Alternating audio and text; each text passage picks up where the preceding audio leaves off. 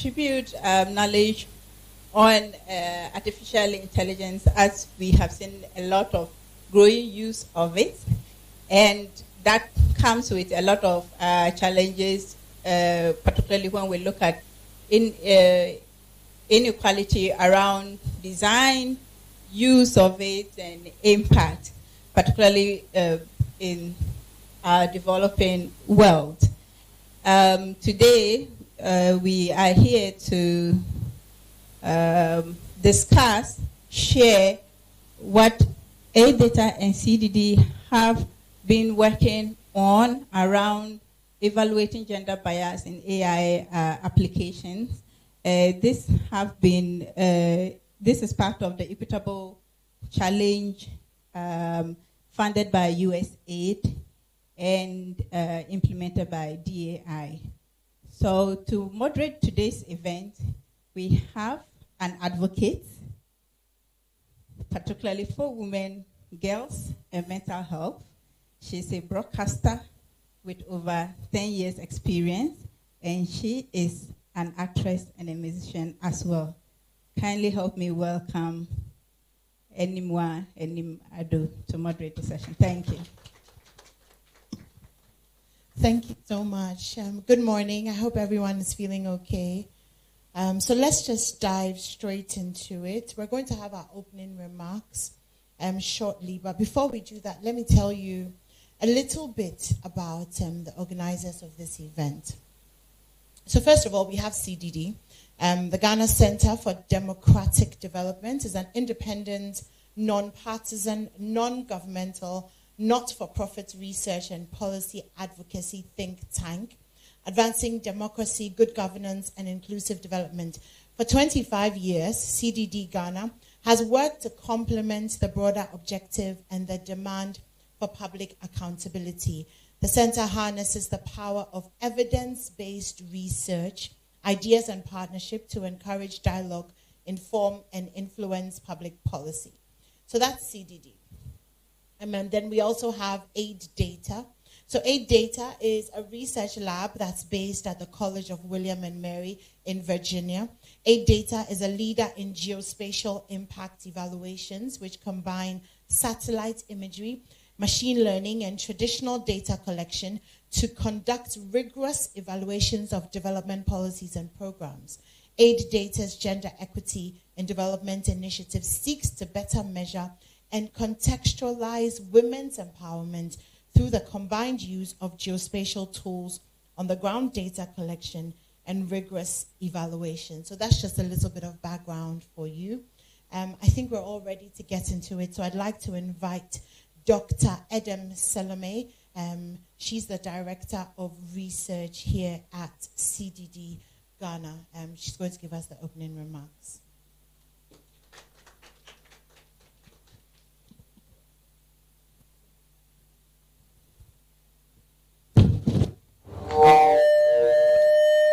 Is that me?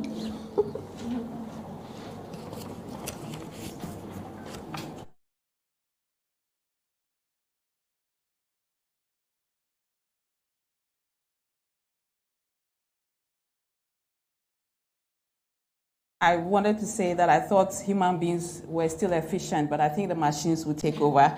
We apologize for the late start.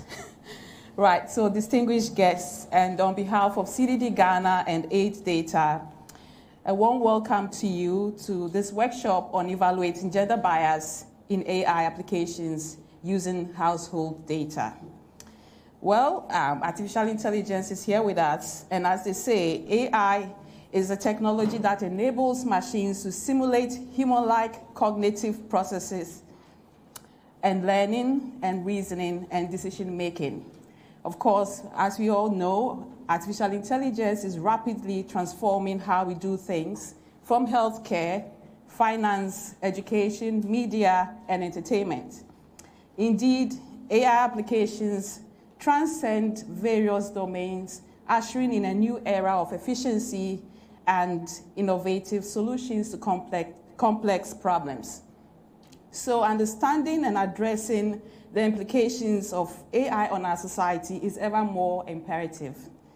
As we integrate AI more into all facets of our lives, it's essential to critically examine its impact on different segments of our society, particularly on gender disparities. Recent research has shed light on instances where AI systems inadvertently perpetuate ethnic, disability, and gender biases, therefore amplifying societal inequalities. Over the past year, Age Data, in collaboration with CDD-Ghana, utilized geospatial data and the demographic health survey data, which is a DHS data, as its foundation, and has looked into the nuances of gender bias in wealth estimates generated by AI. The project team analyzed the intricate relationship between AI models, wealth estimates, and gender dynamics.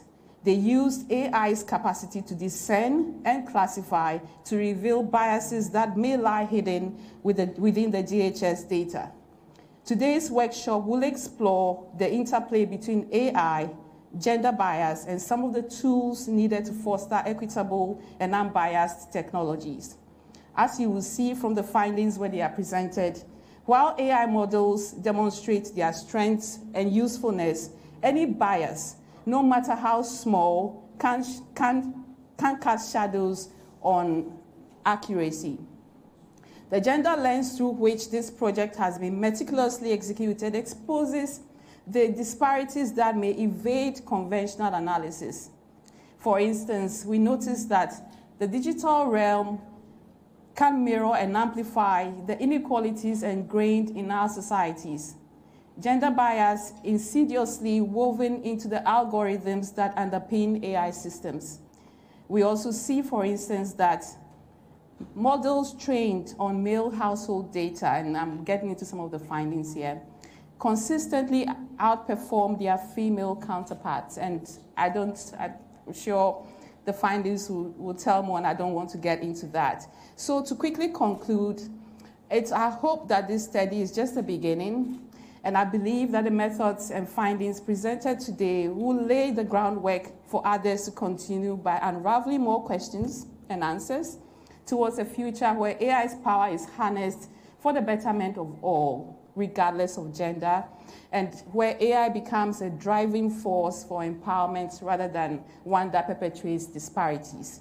So just to conclude and to say a big thank you to USAID and DRA's Digital Frontiers for funding this project. It's such an interesting time for us in Africa as AI has just caught up with us. We don't know what the future is, but I hope that these conversations that we're going to have here today would set the background and open more doors and avenues for us to get into AI as it should be done from outside of the world. Thank you. Thank you so much, Dr. Salome, for that. So we're going into our presentations for this morning, and we have two. The first one is by Dr. Peter Techi-Pepra, and the second one is by Dr. Rachel Sayers. So I'll introduce the first one. The first one is on the latest Ghana Demographic and Health Survey DHS findings, and like I said, that's by Dr. Peter Techi-Pepra. He is the Director for Field Operations and Coordinator, 2022 GDHS. And he's with the Ghana Statistical Service. Let's give him a round of applause as he comes to give us our first presentation.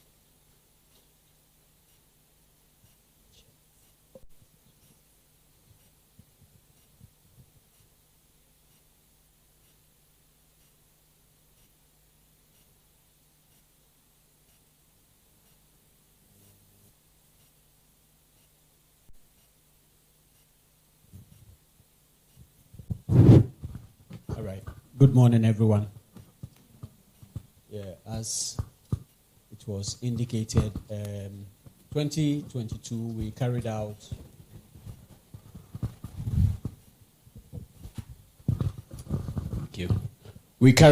a demographic and health survey. It's a study that we've been conducting in Ghana for some years now, and what I'm going to share is more or less a small aspect of it, which is the key indicator report. In total, in fact, we have about 17 chapters of this publication, which will come out in December 2023. But we managed to turn out this key indicator report, at least to feed into policies, health-related especially, as, and I would say we managed to release it during the health summit. That's on the 5th of June. So we've already shared some interesting findings with the health sector. Please.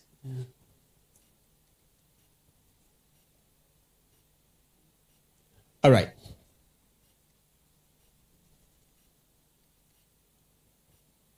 Okay, so my presentation has this outline. And with the background, I just want us to have in mind that DHS is population-related survey, population health-related survey. And so far as the one that we did in 2022 is concerned, it provides about 44 of the Sustainable Development Goals. So it is a document with rich data that is going to help Ghana to catch up or to give us updated records so far as health-related and then Sustainable Development Goals are concerned. And as the name implies, we are calling it Ghana Demographic and Health Survey. It tells us that other countries have been doing it. And globally, about 90 countries are all turning out figures from the DHS. And therefore, it has some international comparable indicators. In Ghana, there is the 7th round. It started in 1988. And we've done it in 93, 98, 2003, 2008, 2014, and the current one is this. In fact, it has had 5-year interval over the years. It's just the last one that we had about 8-year interval. It coincided with the creation of the new regions, and therefore the sampling frame was distorted. Along the line, we were also preparing to carry out population and housing census. So at the higher level, the decision was, why don't we do the census so that we can have a better sampling frame for all the regions? Unfortunately, COVID also came in when we planned implementing it, so we kept on moving it till 2022 when we had the chance to do it. So far as DHS is concerned, we hardly go down to the district levels. We are always doing analysis at the regional levels. However, with the introduction of small area estimates and other new technologies coming up when it comes to data analysis, researchers can delve deep into it and have small area estimates so far as the indicators are concerned. Next, please. All right. A brief about the methodology. We relied on the 2021 population and housing census as the sampling frame. And in total, we selected 618 enumeration areas. And within each enumeration area, we selected 30 households and then interviewed them. And the target was on women in the reproductive age bracket. That's 15 to 49. Of course, women, in terms of reproduction, live with men. So their counterparts were also targeted. But because of age differences in most of our cultural setup in relation to marriage, we targeted men 15 to 59. However, if one wants to carry out any analysis between 15 and 49, exactly as that of the females, it can be done. We took weight and height of women to measure nutritional status of women and children, likewise men. So anthropometric measurement was taken, anemia testing was carried out, malaria testing of children under 5 also was conducted as part of the DHS. Data collection was between 17th October and January 14th, 2023. At the end of the day, this gives us an idea about the response rate. So whoever wants to really think about the reliability of the findings, this gives you a strong grounds for you to conclude that really we had higher response rate.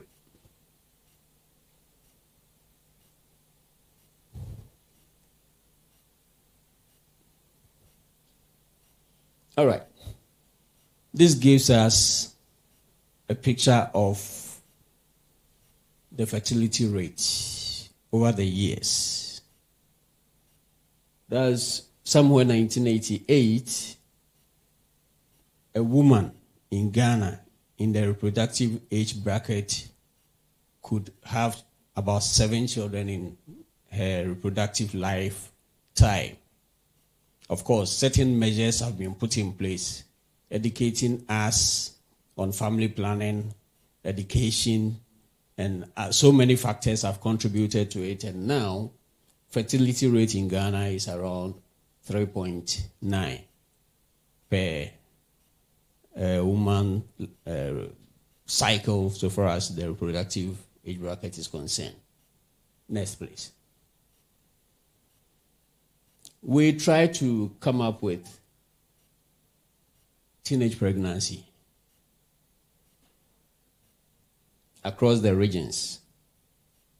And we realize that it is at its peak in Savannah. Most of the northern regions recorded higher prevalence of teenage pregnancy. That's those 15 to 19 years, as against Greater Accra. Of course, Upper East recorded a bit low, but generally we have Savannah. We have Savannah, Ashanti, Northeast, Brown East, Oti, and then Western North.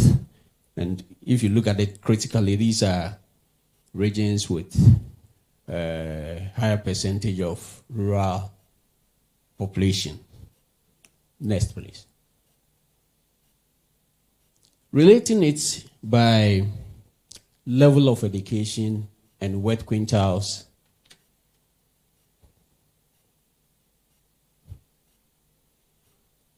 we also got to know that young ladies who have never been to school have high risk of getting pregnant in the age bracket 15 to 19 compared to those with secondary education. And relating it to the wet quintiles, you could see that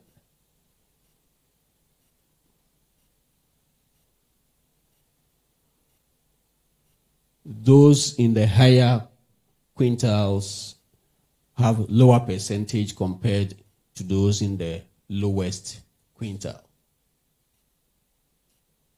This slide gives us an idea about how our wives, our women, our sisters, our mothers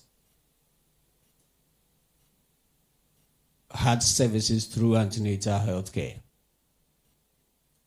Ideally, a woman shouldn't have less than 4 throughout the 9 months period of carrying a pregnancy. And we all know the benefits. As they go, they examine, they are given certain vaccines, they are educated, counseled, and so on and so forth. And it has been something that the health sector has taken it up over the years. So if you look at that of 98, about 64% of women were having 4 or more, but out of education, advocacy, and other things, the percentage has increased to almost 88%.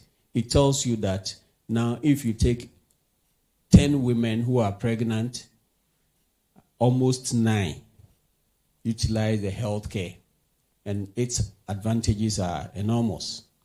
It reduces maternal mortality and its associated risk factors.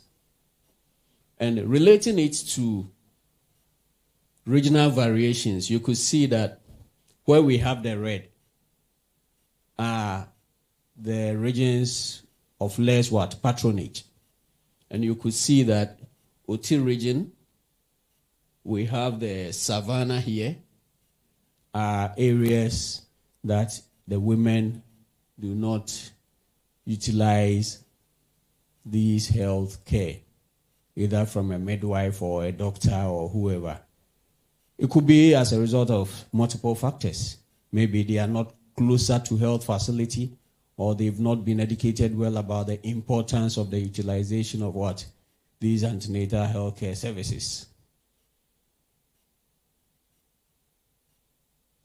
We looked at another key indicator, which is births by skilled person. In other words, supervised delivery. Some years back, we used to have traditional birth attendants. At a point, the health sector tried discouraging it by training more community health nurses, midwives to step in because of the risk associated with delivery at home. And looking at the chart here from 88, a lot of work has been done from 40, and now we are talking about 88%. And looking at the regional variations, those up here, that's Upper East, Upper East, 98, Upper West, 91, and those in the blues are all above 90%. It tells us that the health sector is doing something which they need to be encouraged to do it more. I believe if one day we hear that we are somewhere around 100%, every woman delivers in a health facility, it will be fantastic. The use of contraceptive among married women. Of course, it's a bit dicey to hear that women get into marriage and are advised to use contraceptives, because most women aim at making babies. Even your parents, your grandmothers will be putting pressure on you, hey, I'm waiting for my grandchild. But the importance of this one is about birth spacing, giving birth when you are ready. Okay? So usually when women get pregnant and go to hospitals for antenatal health care and so on and so forth, they are advised to think of adopting a preferred modern method when they make babies, and then stop and continue with making babies when they are ready. But it will interest you to know that when it comes to modern method, the patronage is relatively low. It's still below 30%. But if you look at the trend, we will tap our chest and say we've done something. Because looking at 1988, the deep blue, it was just 5.2% of women women in marriage who were using the contraceptive. And we've moved through 10 to 18, 2003 and 2008, I think. It came down. I believe the Population Council also came in with so many policies pushing the agenda. And now we have almost 28%. There are some women also who are not comfortable with the modern methods. They use traditional method. When they think they will be pregnant, they will not get near their men. or they will go for withdrawal or abstinence. And that's what we call the traditional method. Relating it to the regional situations, you could see that Central Region, Ashanti Region, Bono, and Greater Accra are regions with women that practice the traditional method most. I don't know whether the health sector is still struggling to get our women convinced about the importance of the modern method, or to diffuse their mind regarding the side effects. So there is something that if you are with the health sector, maybe you should look at how best we can strategize to get these women in the traditional methods into the modern methods. The reds are people with no method. They actively engaged, or they always engage in sexual activities, but they are not comfortable or they are not ready to use a contraceptive.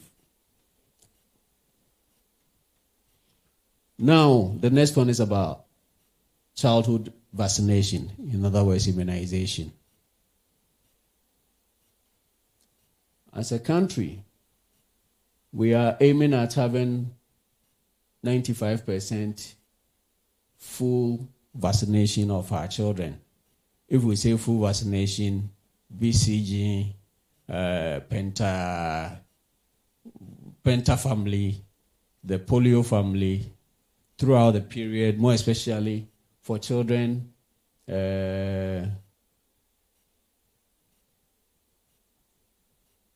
not the zero. Zero is when you start giving or taking the BCG, but it runs through. You are expected to be given all these within the 23-month period. Ghana was performing well up to a certain point, and we've also seen some decline in the figures. Climbing up is a bit difficult. So the question is, what's happening? And there are some women, or I'll say households, because we shouldn't blame only the women, both husbands and wives, who are not bothered about vaccinating our children. So we have about 2% of children in the country, less than 24 months, who have not been given any vaccine. And we need to trace them, find out why, and see how best we can save their lives. That's 12 to 23 months. That's the figure I was trying to figure out.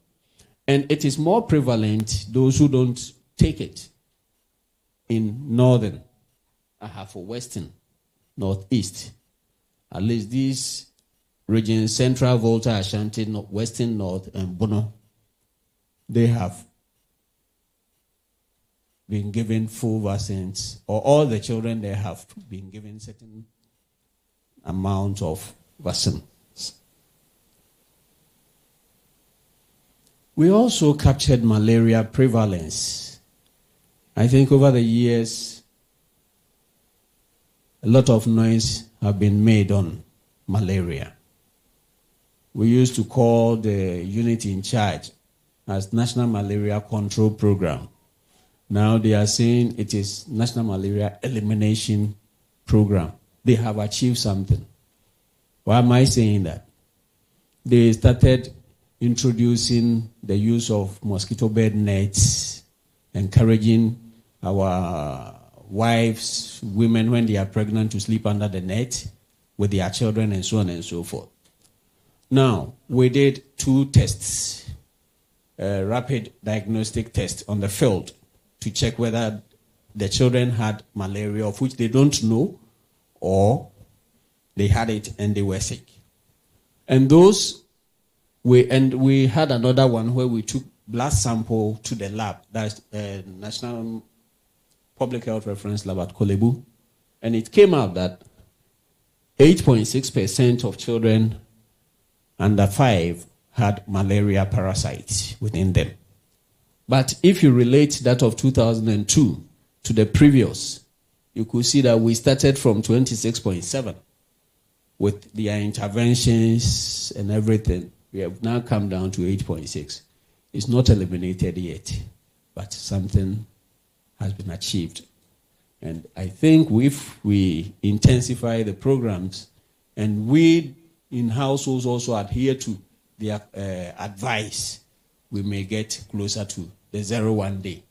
But it is at its peak in Oti region and Upper West region. We also looked at exclusive breastfeeding. I think that one has been a hassle. Women are advised to breastfeed their children up to 6 months, that's exclusively. But it becomes always difficult, and somewhere 3-4 months, they will tell you we are now practicing what complementary feeding, that's combining the breast milk with other things, liquids and so on and so forth. So in 2008, we managed to get to 63%, but you could see that the figure is coming down. It's still hovering around 50. This gives us information about childhood mortality. And Ghana has also done well over the years from 1988. Under 5 mortality has reduced from 155 per 1,000 live births to 40 per 1,000 live births. And then infant, which is usually death of children below or before they attain age 1, also has reduced from 77 to 28. And then neonatal, that's the most critical, death within 28 days. Or they die before attaining the 28th day. It has dropped from 43 up to 17 per 1,000 live births. In fact, if we're able to control this as a country, then we are good to go. We are good to achieve our SDG targets that we set for ourselves. Apart from the SDG, Ghana also tried setting targets. For Ghana one, I would say we have achieved it. But it doesn't mean that we should relax. It could be that they didn't set more ambitious targets. Nutrition. With regards to nutrition, I would like to touch on stunting. That's height against your age. Those children that are too short for their age is more associated with the kind of food that they eat or they are given. And not just the children. Sometimes when their mothers are pregnant, the type of food the mothers eat have adverse effects on the fetus. So the child is born, and if the child is not well fed, it affects that child as well. So that child will not be growing. And from the figures, we are still around 17.5. It means that if you take every 5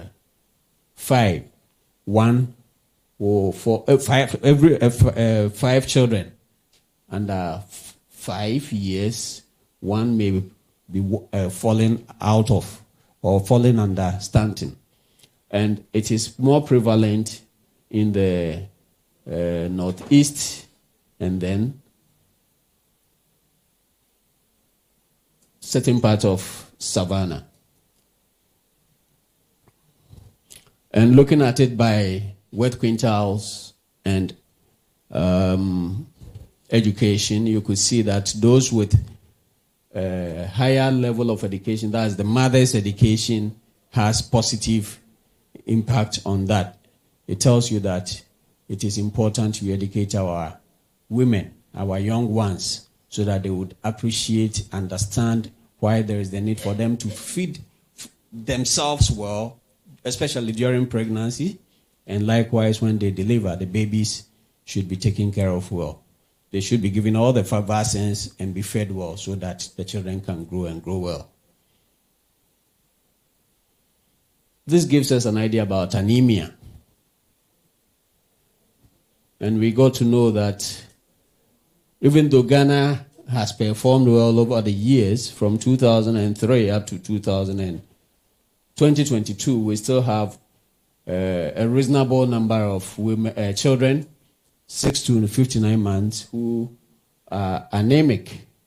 And therefore, that one also has something to do with nutrition. If they are fed well, I think we can save a lot of lives and they can grow well. It affects their IQ and everything. So children that do not perform well in class, if one can take time and investigate, all these things could be potential factors affecting them. And looking at it by regional variations, Oti region, Upper West, Savannah, Northeast, Upper East, and Northern are the hard-hit regions which attention must be paid to.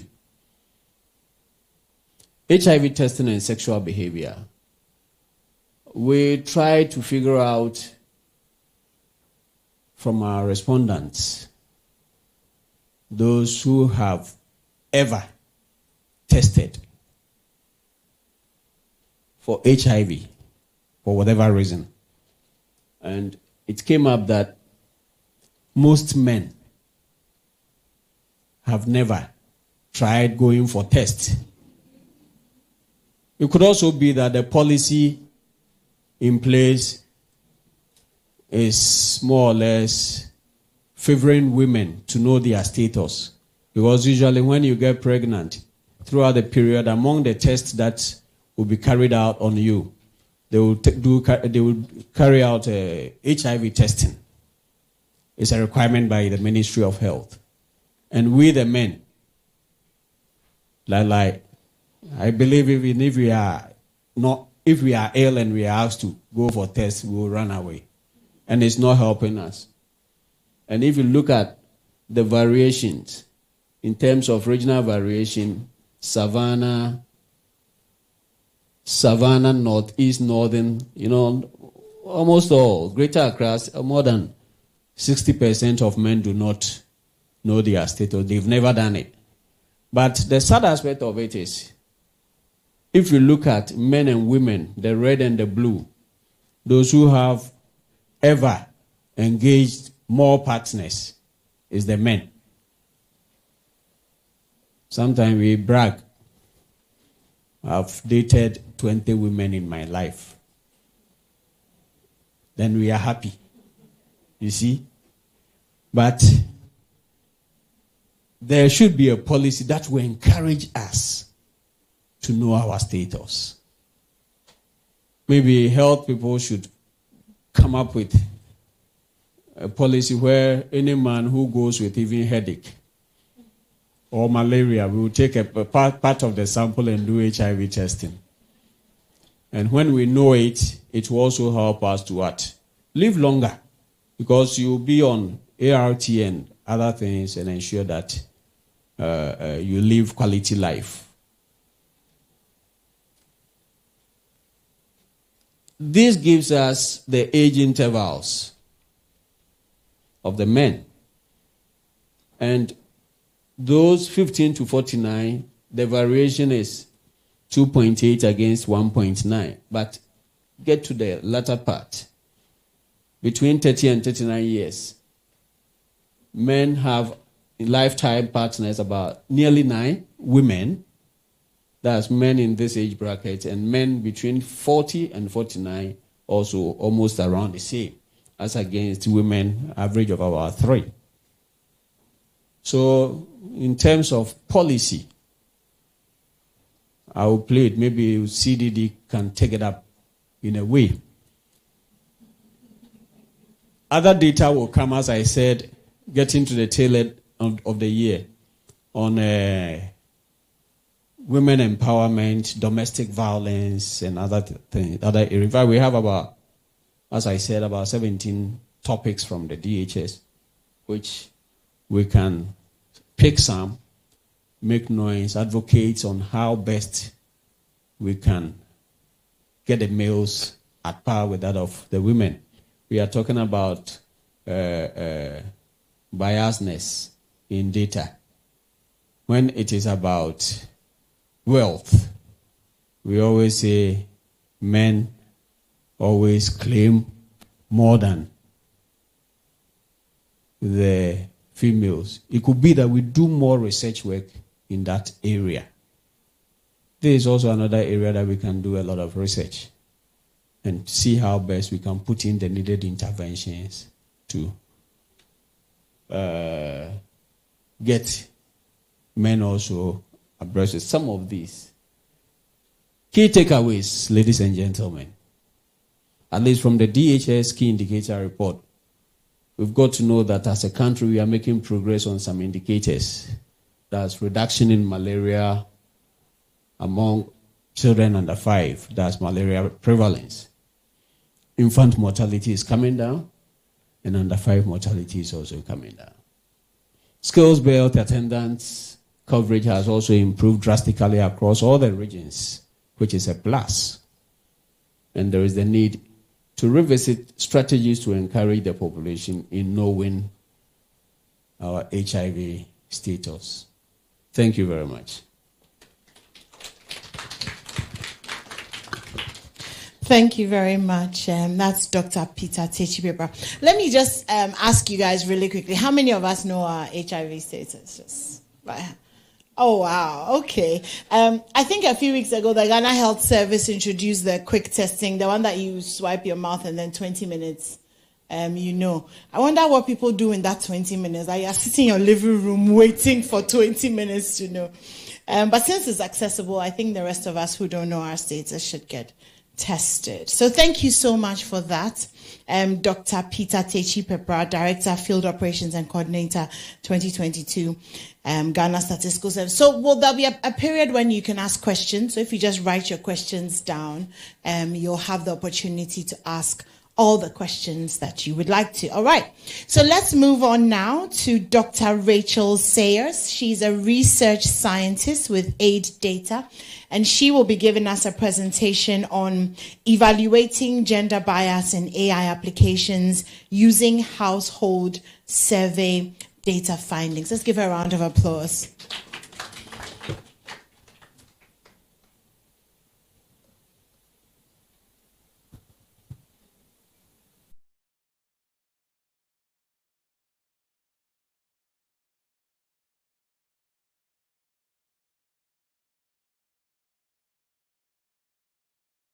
Of gender bias in wealth estimates generated using artificial intelligence, geospatial data, and the GJHS data.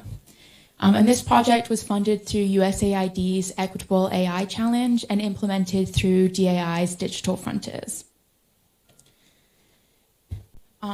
So the work that I'm presenting today is grounded in the desire to understand whether gender bias exists in a common application of AI. We can think of artificial intelligence or machine learning as a computer learning from the data that humans give it. In other words, we provide data to a computer, it learns, and then it provides us with a new output which we can use later on. So how does bias emerge in artificial intelligence? Well, we think of it in two main ways. The first is if there's bias in the data collection or processing, which results in biased data that we feed to the computer. So obviously, if there's bias in the data we give the computer, then we might end up with a biased outcome. The second is if there's bias in the design or implementation of the AI algorithm. And just to note that the work we're presenting today is an effort to promote equitable AI. And USAID defines this as intentionally working to increase the accountability and transparency of AI systems in order to produce more equitable results. And a key piece of this is in order to produce more equitable results, we must know where the bias is occurring. So in this work, we're considering how gender bias might be present in AI estimates of poverty and wealth. As we know, wealth is a very important outcome that we consider in a lot of evaluations. It's important to understand how many policies and programs impact poverty and wealth, and this is applicable to a wide range of interventions, whether it be providing subsidies, providing vocational training, maybe installing new infrastructure. It's always an outcome that we want to monitor. But in addition, wealth and poverty estimates are very useful for targeting interventions in aid in the first place so that we can ensure that programs and policies we're implementing are targeting the correct people. So how is poverty and wealth traditionally measured? Well, traditionally it's measured using household surveys. And these surveys operate by collecting information on income, assets, or consumption in order to estimate individual and household wealth. But as we know, these surveys can be very expensive because they need on-the-ground data collection. And in addition, they're very time-consuming. And so they're not done as frequently as we might like. So nationally representative surveys, such as the DHS, are done every few years. For the DHS, it's typically done every 5 years. This time, the gap has been larger. So we don't have very frequent estimates of household wealth from these surveys. In addition, the surveys are conducted only in a subset of communities in order to make the survey nationally representative, or in some cases, regionally representative. So if we want data on household wealth at a finer level, maybe at the district level or the community level, we need to look elsewhere. So researchers in this quest to find good, more frequent, finer and cheaper sources of household wealth data have looked at other models and other proxies. So for instance, nighttime lights is a proxy that is commonly used to understand household wealth. The reason for this is that satellite imagery is becoming cheaper, it's frequently observed and updated, and it's becoming higher resolution every year. And therefore it's become a popular way of estimating community level wealth. However, there are of course critical limitations, particularly in rural areas or areas that are not electrified. So to overcome this, researchers are increasingly using machine learning and artificial intelligence to create new measures of household wealth.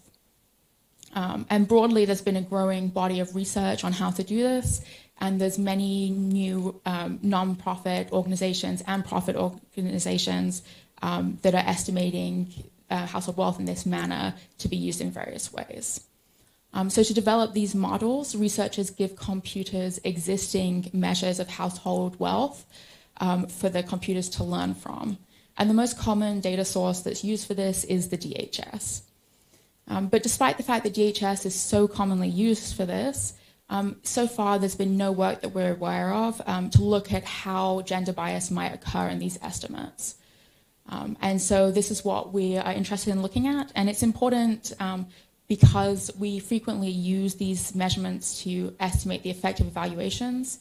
But say we observe that intervention increases wealth overall, we don't know how this is distributed through the community. So for instance, it might be the case that an infrastructure project greatly increased wealth in a community, but all that wealth went to men, and therefore the socioeconomic divide between men and women might have actually increased. So first of all, I would just like to talk about how the DHS data approaches wealth. So the DHS survey provides what's called the DHS Wealth Index. And this is based on a wide range of household asset measures, including things like electricity, members of the family per sleeping room, and then also ownership of goods such as radios and motorcycles and cars. So these measures are collected at the household level during the survey. And then the wealth index is created later on by weighting each individual asset in a way to aggregate it all together. And this is done in a way called principal component analysis. And it's important to understand that the weighting of the assets can differ slightly for people who live in urban versus rural areas, but it does not differ in other ways for populations. So it doesn't differ for male versus female households. It doesn't differ by region. It doesn't differ by ethnicity. It only differs by the urban-rural divide. So in this way, all the assets are kind of weighted equally for these different subpopulations. So the assets that are surveyed often differ across countries and survey rounds, and because they use principal component analysis to weight the individual assets, the resulting wealth index will always differ by survey and round. So for instance, the wealth index we calculate for Ghana in 2014 cannot be directly compared to Tanzania's wealth index in 2014. It can't even be compared to the wealth index we generate in Ghana in 2022. So as you can see, a critical piece of this asset-based wealth index is that it's based on household level ownership. And what really incentivized us to conduct this research was knowledge that men and women in households often have different overall asset ownership, and they often choose to spend their wealth on different assets. For instance, male-headed households typically have higher overall asset ownership and high rates of assets such as farmable land, radios, and bank accounts, whereas female-headed households have higher rates of assets such as sewing machines. So knowing that these differences exist, we wondered whether this introduced gender bias into the poverty estimates. So I'd just like to review how the AI algorithm produces the poverty estimates, and we'll go through the inputs, the method, and the output. So there's two essential inputs. The first is the survey data on wealth from the DHS. And this data is used because the DHS has high quality data on asset ownership, it's nationally representative, and also because the DHS records the survey location of clusters and shares that with researchers. And we need this location of clusters to get our second essential input, which is geographic features or characteristics of the clusters themselves. So in addition to the wealth information, you would give the computer the geographic characteristics of the clusters, which include things such as nighttime lights, land cover, population count, road networks, and building footprints, as well as a number of other inputs. So these inputs are given to the computer, and an AI algorithm is used to help the computer learn from these. Essentially, what the computer does is determine which features are related to wealth and in what manner, in order to create a model of wealth based on the geographic characteristics. This is how we get to our output. Once the computer has learned how the inputs relate to each other, it can then predict wealth based only on geographic characteristics for areas that were never surveyed as part of the DHS. So as we heard, there are many clusters, but they aren't all over the country. So we might have 600 clusters, but now with AI, we can give it geographic characteristics from the rest of the country, and we'll end up with a predicted poverty service across the entire country. So that's essentially how these poverty estimates work. So how do we evaluate gender bias in the poverty estimates themselves? Traditionally, we would feed all the data from all households to the algorithm in order to generate the poverty surface. But because we want to understand how gender bias might exist, we first must classify the data by gender. And then this will result in male data and female data, which we can run the same AI algorithms on, resulting in two separate models, one for females and one for males. So once this is complete, we can then compare the resulting models with each other on a number of dimensions. So the first dimension is accuracy. When we're doing this, we reserve 20% of the DHS data in order to cross-validate the model and determine the accuracy rates. So at the end, we'll be able to see whether female or male models are more accurate. And the second dimension is in how models utilize the geographic characteristics to predict poverty. So as we mentioned, we feed it the geographic information about the clusters, and then we can see how it uses these to predict poverty, and we therefore will know what features are used in each model and in what way. So we'll discuss the results on both of these dimensions, but first I just want to discuss how we go about creating a gender classification. So as we mentioned, the assets are measured at the household level in the DHS, and we don't know the asset ownership by the individual household member. So therefore, we can't separate the data by the gender of the asset owner, and instead we must find a way to classify households by gender. This, of course, is very difficult because households typically consist of members of both genders, and the assets and wealth of a household is a reflection of all the members of the household. So we concede there's no perfect solution to do this, and it's one of the main limitations of our work. But the way we tackle this problem is by using a number of different classification methods, and the hope of this is to create a robust result where we've tried a number of different ways. We find systematically the same results, and therefore we believe it's robust. So the first classification we use is by gender of the head of household. And the second classification we use is by the presence of men in the household. This is nice because it allows us to find households which we know cannot be classified as male because there are no men in them, and therefore they get classified as female. We then utilize a number of different classifications based on the ownership of specific assets. And these assets were chosen in partnership with CDD based on the local context in order to reflect assets that are typically owned by men or typically owned by women. And we also evaluated ownership trends in the survey data to look at this. So again, there's no perfect classification, but our hope is that by doing it with a number of different classifications, we can come up with a robust result. So our first finding from this work is based on comparing the accuracy of the male and female models. We find that models trained on male household data more accurately estimate wealth than models trained on female household data. So as you can see in the graph, the accuracy of male models far outperforms the female models, and the difference is quite significant. We did multiple additional tests to consider whether these findings were driven by sample sizes. So one of your main concerns are that there's just more male households than female households in the data, and so these results might be driven by that sample size difference. However, by running our extra tests, we found that we don't believe that these results are driven by differences in sample size, and we believe that they're actually driven by differences in how the model performs based on gender. Our second finding is that for both male and female models, the AI algorithm largely used the same features to model poverty. For instance, average nighttime light, urban area coverage, and population were consistently the most important features for both the male and the female model. And in general, the top 10 or so features used were the same between the two models. However, there were key differences in which features were used in each model.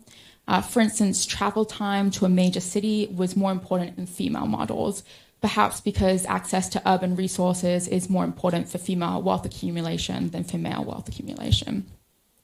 Similarly, rainfall was more influential in the male model than in the female model, and perhaps this is because agricultural wealth is typically more controlled by men. Finally, for our third finding, we return to the wealth index construction. So if you remember, the DHS wealth index weights assets the same for all households with only a respect to urban-rural divide. This made us concerned that the wealth index might have an inherent gender bias because men and women typically have access to different types of assets or choose to purchase different types of assets. As such, we wanted to explore whether regenerating the wealth index weights using only gender-specific households would shift the overall distribution of the wealth index for households. So in order to do this, we split the households based on our gender classification, primarily using head of household, and we replicated the DHS methodology for producing the wealth index for just female households and just for male households. And this allowed the weights on the different assets to differ by gender. So assets that are more influential for female wealth could be weighted heavier in their model, and assets that are more influential for male wealth could be weighted more heavily in their index. So one of the most interesting results was that the female-specific wealth index classified more households in the poorest quintiles than the DHS wealth index did. So in other words, the DH wealth index typically classifies the poorest female households as richer than a female-specific wealth index would. On the other hand, the DHS wealth index classified the poorest male households as poorer than the male-specific wealth index. So what this means is a little bit unclear. Because the wealth index is calculated using this principal component analysis, there's no one absolute correct weight for each asset that we can say is true. But what is important from this finding is that there do seem to be differences in how assets are weighted if you make a gender-specific wealth index. And this results in different classifications within wealth index quintiles, and quite significant ones at that. So it's an important finding overall. So I do want to discuss the limitations of our work. I've touched on them throughout the slides, but I would like to highlight some of the more important ones. First of all, we have imperfect gender identification and imperfect gendered asset ownership. We can't isolate assets or influence within a household to one gender, and we have to rely on the gender classification that I described before, which is a large limitation. Another limitation is that it's unclear whether we can clearly distinguish between gender and economic status. So female-optimized models might actually be models that are optimized for poorer households. And if more female households are poorer, that's suddenly important to know, but it might affect how we interpret this, and we might not interpret it as gender bias, but rather socioeconomic bias. Another limitation is the small gender sample size within a single survey or country. So a common way to deal with this is to group multiple countries together and do the poverty estimate across multiple countries. However, when you start doing that, as we discussed, the wealth index isn't comparable across those countries, and it also makes it difficult to do the local context of assets that we did in partnership with CDD. So that's something that could be done, but is also limited. And finally, the biggest limitation is that it's difficult to isolate the why behind the findings. So we can see that the male models perform more accurately than the female models, but it's hard to say why. So this brings up a lot of new questions that hopefully will spur some discussion today. The first is, what makes female household wealth more difficult to model? The second is whether there are other geographic features that can better explain variation in wealth beyond the ones that we use for this model. The third is whether surveys themselves can be improved to more accurately measure household member wealth. And the last is whether there are alternative wealth indices that are better for modeling wealth. So in this, we look primarily at the DHS Wealth Index, which is nice because it's constructed for us in the survey and readily available. But perhaps there are other alternative wealth indices that might be better for AI purposes. So just some conclusions. Overall, existing methods of using AI and geospatial data to estimate household wealth do not perform as well on female households. And there's also some difference in the geographic features that are used by male versus female models. And finally, we believe there may be some ways to improve the data that is given to AI models to improve results in the future. So thank you.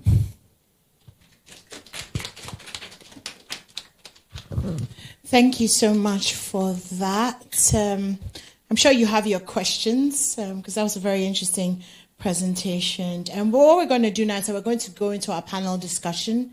And then after that, we'll open the floor for all your questions and your comments. So I'd like to invite all the members of the panel up into the corner. We have Mr. Selassie Akaho. He's a statistician with the GSS. Let's give him a round of applause as he comes up. And then we have Dr. Rita Udor, Gender Inclusivity Officer, RAILK and USD. Let's give her a hand. And then we have joining us on Zoom, Deborah Dorma Kanubala. She's a researcher at Saarland University in Germany. Okay, so she'll be joining us on Zoom, and I'll just slide over there into the corner.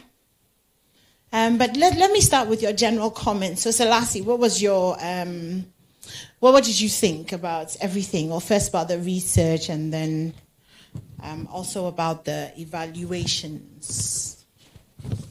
Okay. Okay, so I would say the research is a novel product that has come to the country, especially in terms of poverty assessment and wealth assessment. As a statistical service, we are also trying to generate certain models to do this, but we've had most challenges with what data do we combine to make meaningful sense and generate results. And I think this report coming up would somehow help in guiding what we are also doing, because it has a lot of insights. And even though some of the biases in the analysis are quite huge, I think with data we have available in our system, we can go around that and then come up with a more concise result, and then generate something that's authoritative enough that the country can base its information or decisions on. So you're going to let the findings inform how you conduct the data? The research. So we've made some progress in our analysis, but then with this coming in, I think our team is going to then sit and look at what methodology they used, the limitations that they came up with, and then build upon that to improve what we are doing as well. Okay, that sounds good. Can we swap places though, so that I can see?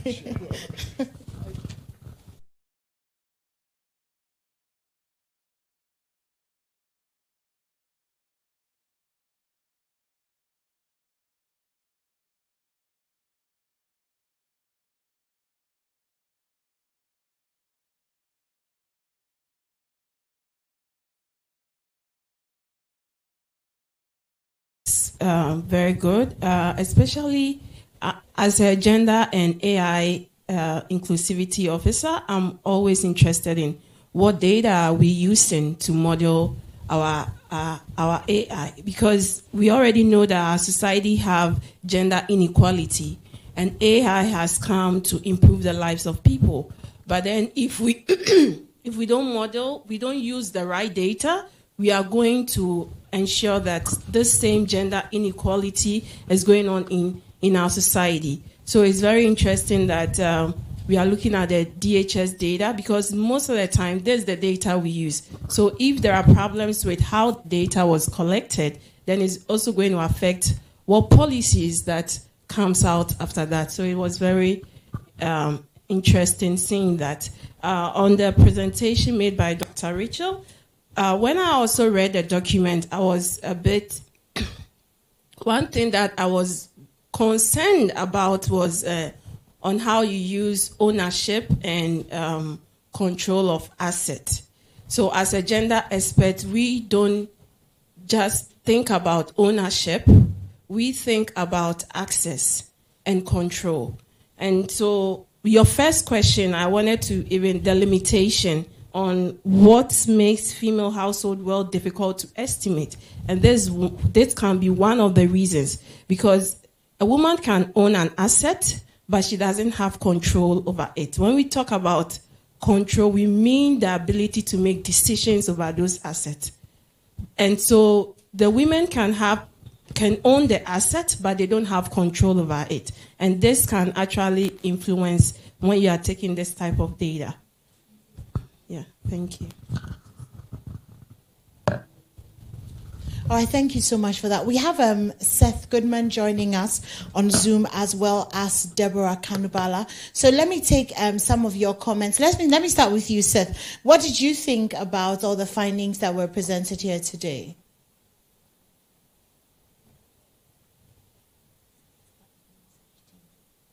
Okay, so Seth is part of the research team. Hello.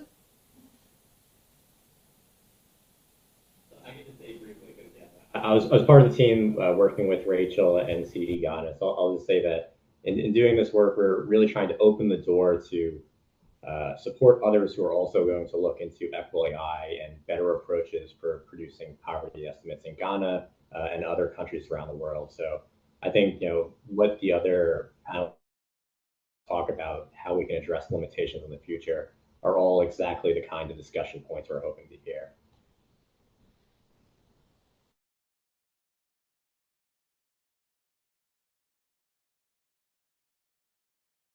think about the presentations? What are your general comments?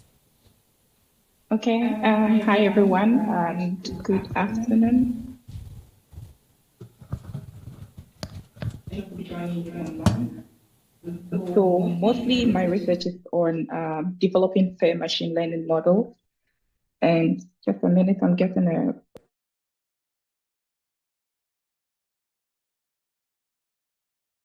Hi, can you hear me? Okay. It's like I'm hearing myself again. All right, so I think this is better now. Yes, so as I was saying, I'm a PhD student in Zaland University, and my research it's involving developing fair machine learning algorithms. And so this work in particular caught my attention, and I love the entire approach of illustrating or trying to showcase the bias and the systems, because most of the time bias or works that have seek to identify that bias has happened in a particular scenario has always been targeted at other data sets that are focused in European countries. So for instance, like the Compass data set that was used by the US court laws to identify that Black people were being predicted more to recommit a crime again or not. And I think that this data set in particular focused in a local context. And I think that was a very good initiative focusing on our local context. Aside that, I think that learning perspective, the use of random forest generally was a good approach in the sense that random forest, as we understand, is an ensemble learning model. So what I mean is that it's more like a stack of different models together. So you can think about, let's say, a decision tree. So a decision tree, you have a case, so whether it's going to rain or not, and then you have a decision either as to yes or no. And then based on the answer, then you ask the follow-up question. Now, random forest is just a stack of these different decision trees put together. The good thing for random forest is that they allows you to be able to easily interpret your results. And I think right now, with the current state of the art in machine learning, this is extremely important for us to be able to easily interpret what results we have. And I think that this is an advantage that random forest is. Secondly, I also think that the idea of training with different subsets of the data. So whilst reading the report, I understood that you had different features. You had features from MTL, you had OSM features and geospatial data features. And you started by training individually of all of these features and then putting them together in training the modeling. The good thing about this is that it allows you to be able, if it happens that you find one feature that uses less amount of features and another one that uses more features, and you get almost the same accuracy, then it probably makes sense to go for the simpler model, which in this case is the Occam-Reza, that we expect that explanation that requires fewest assumption is usually correct.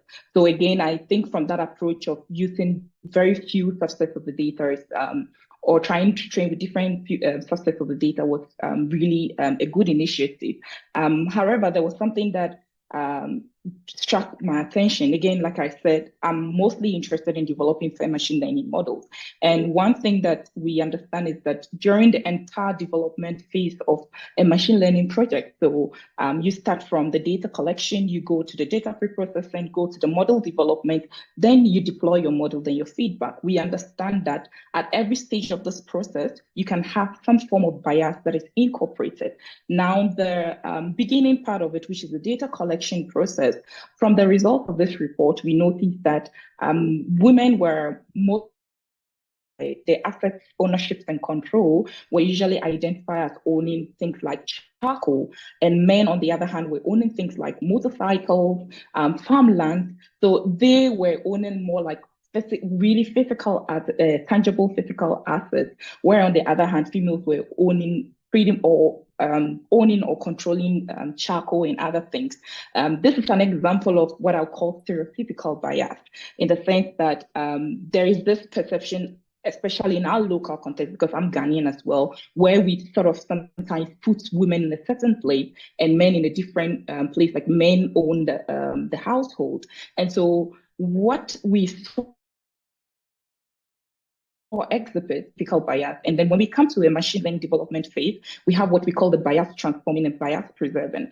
The question we need to always ask at this point is whether we want to transform our bias in the sense that we acknowledge that there have been existing bias that have happened. And now we want to acknowledge it and don't want to continue with let our model perpetuate the existing bias in the data set.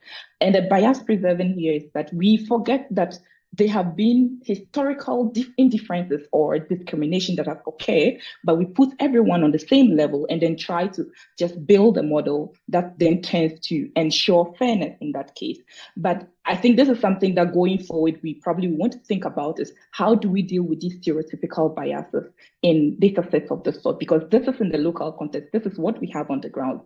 But do we want this to continue? It's a question that we as education people, we as machine learning engineers, data scientists would have to all come together, collaborate, and think about the way forward. But all in all, I think that this work was a very good in exposing this situation of bias, gender bias that we have in our country. So that's pretty much what I have to say.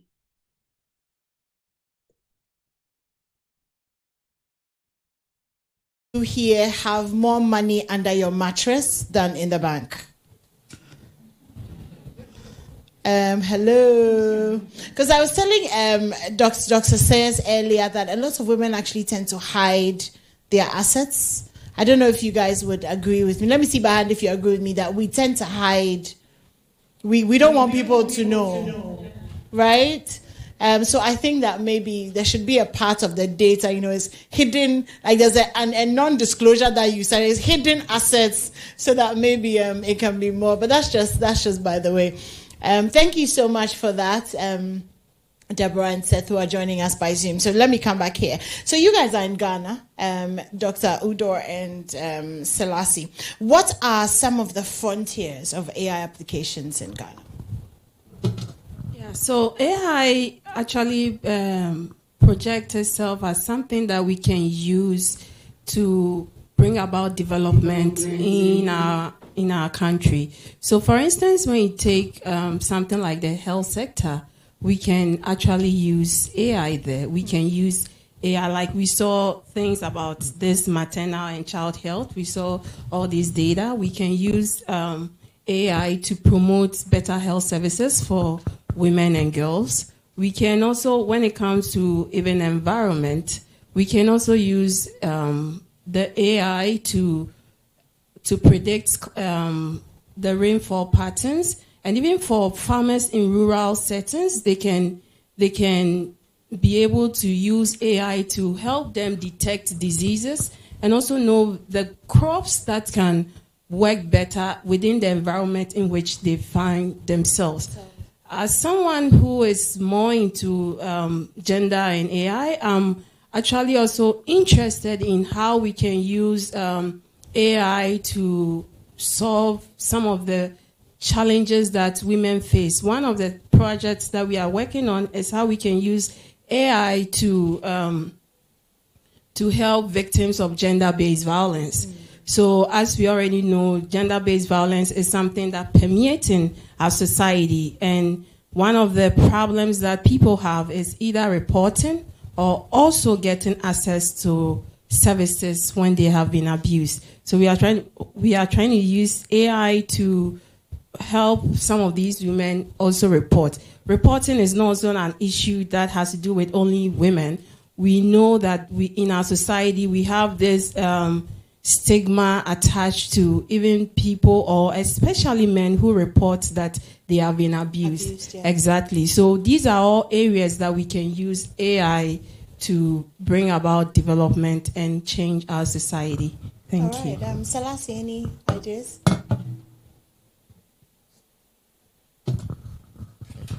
I would say she has touched on most of it, but just to add to what we say, she said, I know we are trying to apply AI in studying mobility patterns in the country, as well as using that to support the health, especially when it comes to immunization and then the delivery of measuring those denominators across the country. I know there's work being done with NADMO to help to set up an emergency response system where we are able to easily measure and determine how rainfall patterns and then mobility is affected, and then where people are likely to be in case an incident happens within certain times of the day.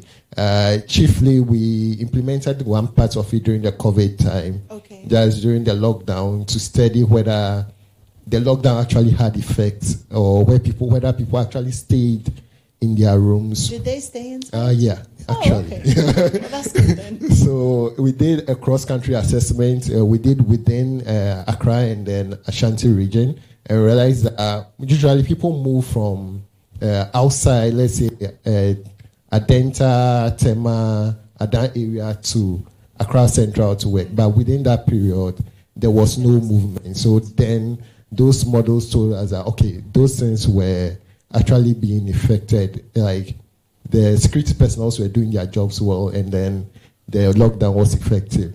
On our side, as Statistics Institute, we are trying to use AI to see if we can use that to fine-tune the data we generate. So one of my colleagues currently has worked on a model that can determine business types based on a response that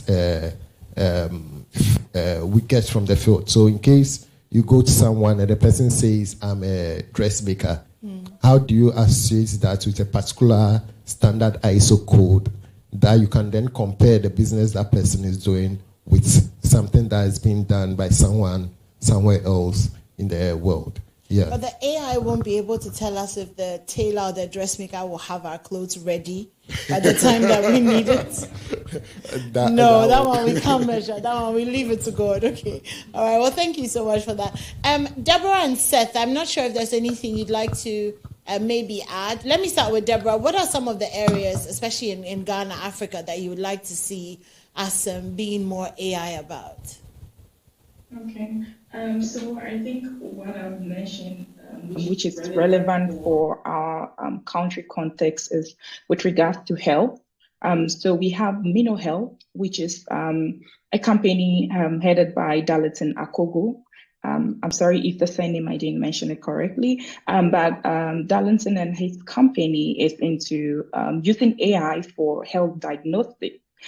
So what they do is that, I mean, in Ghana, particularly when you come to radiologists, the ratio of how many radiologists we have to the population we have is pretty low. And so they build this AI system that is able to images, let's say it's a breast cancer mammogram, and then it's able to tell whether this patient actually has breast cancer or not. And at least this helps you get your decision or diagnosis very quickly than to go to, let's say, the military hospitals to wait to see a radiologist that can take you probably months. So you already get early diagnosis, which I think it's a status. I wouldn't encourage that, given the fact that not when it comes to AI in particular, AI has hallucinations. So I wouldn't necessarily push that people should use AI to self-diagnose themselves, because these systems could also be wrong in to some extent, and health is really important. The other sector that I think is languages. So we have the Ghana NLP, Ghana Natural Language Processing, Ghana NLP that is into developing or building Ghanaian languages. And this is an association that is actually being led by a friend of mine, Salome Osei, and then Dr. Paul Azure. And they've been very focused on building languages, Ghanaian languages. So we have lots of languages in Ghana, I think over 72 plus languages. I, as a person,